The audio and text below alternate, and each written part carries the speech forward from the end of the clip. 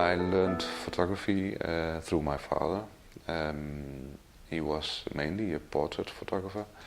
Um, Not a professional as in he would earn money with it.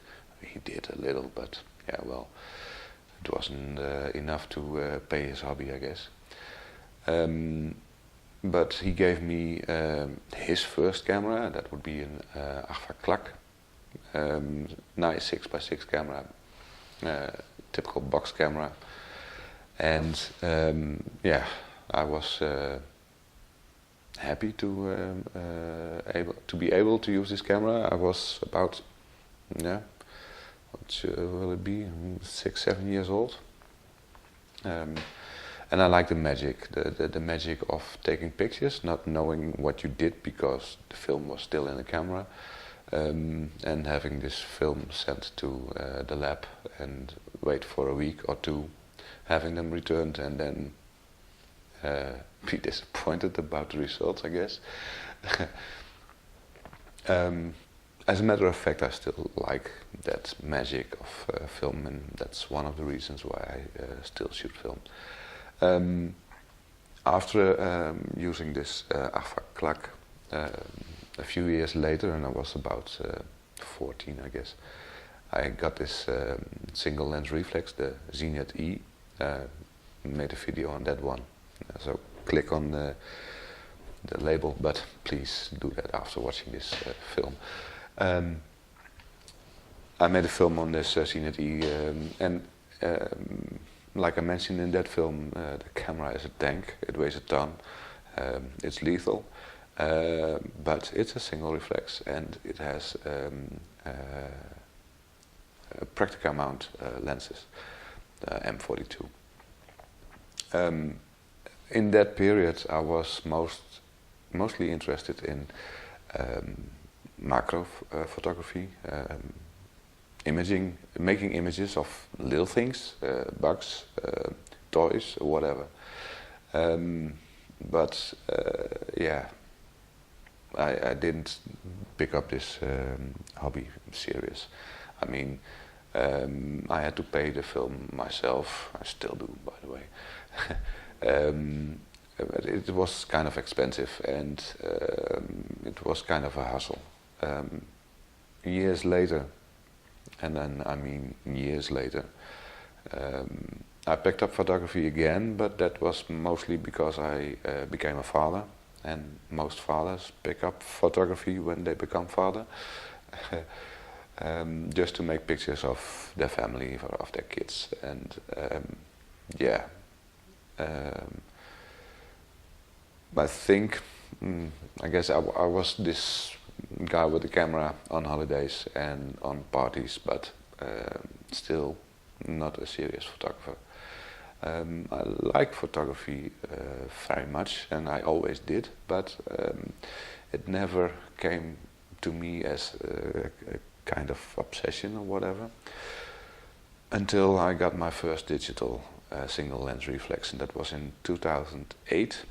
It was a Sony camera, the Alpha 200, and yeah, the fact that you can take pictures, see the result immediately, adjust whatever you need to adjust to make the next picture better, that improved my skills in photography.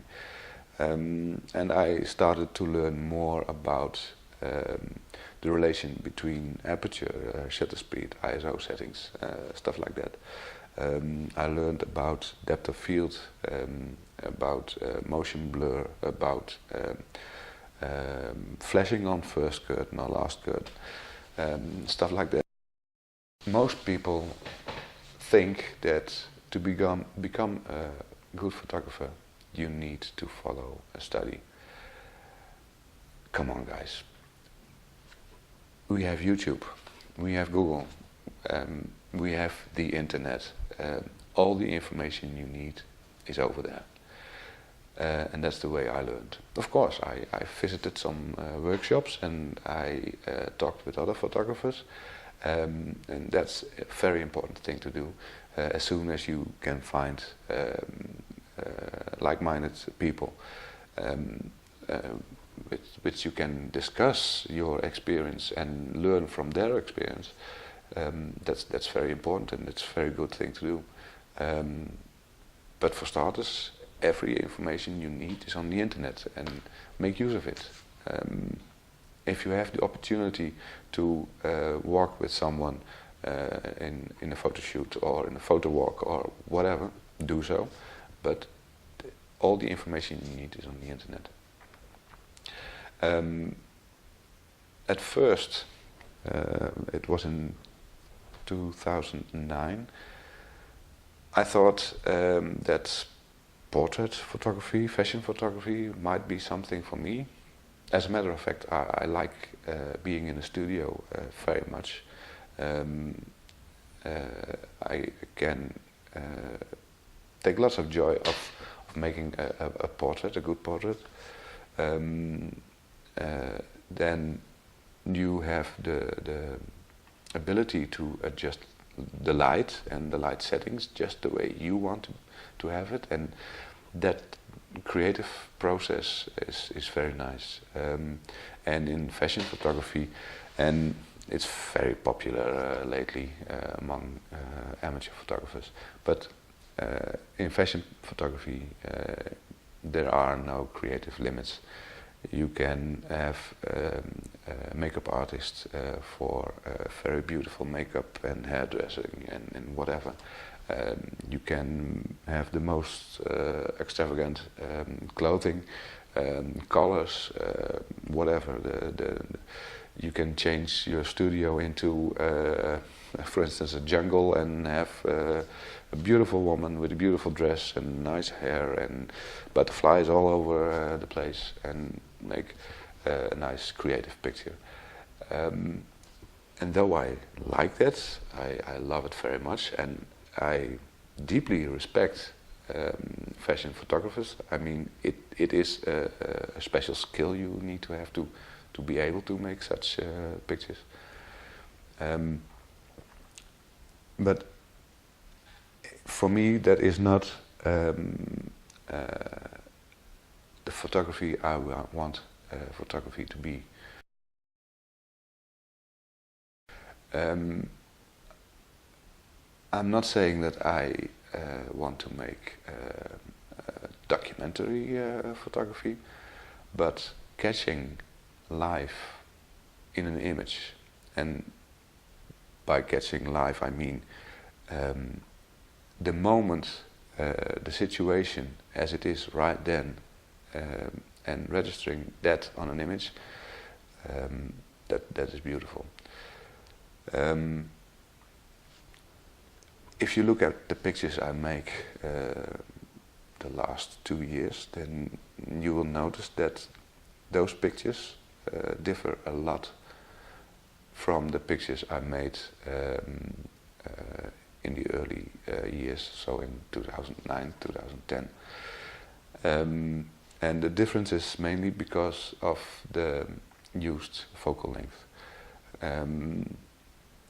Like I told, I started with portrait photography and was focused on human faces. So if I walked down the street and took pictures, then it was pictures of faces in the street. Is that street photography? No. We can have a discussion there, but in my opinion that's not street photography. It's portrait photography outside the studio. And if it's on the street, yeah, well, it remains portrait photography. Later on I realized that if you want a real nice street scene, then you have to have the surroundings, you have to have a backdrop, you have to have the time frame where that picture is taken into the image. So if I walk to Amsterdam, you will see Amsterdam as it is at that moment, and you see people as they are at that moment. And if I'm lucky, then there is a scene that is very interesting and that is worthwhile to register. When I walk through the streets, I'm scanning. The whole walk I'm scanning, and if I'm together with my wife, of course, I'll talk to her, I listen to her, but I will keep scanning. And yeah, I have a very good relationship with my wife, and a very healthy one. But when I'm taking pictures, then that is the main part of what I do. And luckily she understands. Talking about an obsession, street photography is an obsession. Being on the streets with other people, watching other people is nice. Sitting on a chair having a beer at some restaurant or pub or whatever, and looking at people is a thing everybody recognizes, I guess. But when you're a street photographer, you always look at people. You always study people. You study behavior. You study interaction of people, and you try to anticipate on what people are going to do. And in most cases, in most scenes, you can predict what will happen in 2 or 3 seconds, and that is the moment that you grab your camera, make sure the settings are correct, and take the picture. Takes you 2 or 3 seconds, and then you have this scene registered on your camera. And I'm not an anthropologist, but I think that part of street photography is the most interesting thing. Studying other people, studying behavior, studying interaction, anticipating on what is going to happen. That's the most interesting thing of street photography. I heard someone say, I'm not sure which photographer it was. He was talking about taking photographs with film. So then, all of a sudden, when this frame counter says you have no film left, then you have to replace the film, of course, useless frame counter. But this photographer would not look at the streets while he was changing his film. And that was because he was afraid he would see a scene that was too nice, too important, that he could not he could not take a picture of because he was changing the film at that moment. So we would get very frustrated if that scene would happen while changing his film. That's one of the reasons I'm so happy digital photography is around. I mean, put a 16 gig memory card in your camera, and you can shoot for 1,000 photos and more. And if you want more, then you have extra memory cards, of course, and of course then you have to change, but there is a buffer in your camera, so you can always take a picture. That's the very nice thing of digital photography. Yeah, well, that's a difficult question. Well, I think the first reason is because I wanted to see if I like it, still like it. And I wanted to to try if I'm able of developing film myself. Yeah, well, guess what? I am able to develop film myself because of YouTube, because of internet. Yeah, it's more expensive than digital photography, of course, and it's a hassle. I mean, you have to buy film, you have to put film in your camera, you have to manually, mostly advance the film yourself. The cameras you use are outdated, most of them. And then you have development. But imagine you have only 36 images on your camera. You can take pictures of whatever you want, but you have only 36. That makes you think twice before you click, and it pushes you to think more about composition, more about camera settings, and more about the scene itself. Is it really beautiful enough to take a picture of? Is it special? And what I'm always thinking of, this picture I take, is that special enough to show it to other people? I mean, I want to tell a story with my pictures, or in fact, I want the pictures to tell their own story. And if there is no story, then especially with a film camera, you better not click. I mean, it's one of the 36. That would be a pity.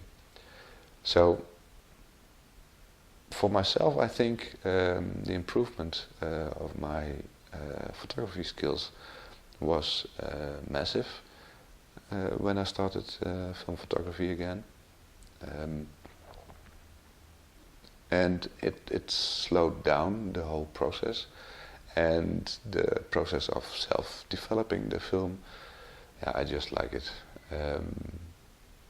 Developing the film, having the film drying in the bathroom, after that cutting the film into pieces so you can store it in this sheets, scanning them, looking at them, worrying about the dust those negatives got during this whole process. Yeah, I just like it. I think it's yeah, I just like it. Yeah. This was more a vlog type of video. Hope you liked it. Thank you for watching. Hope to see you next time. Bye.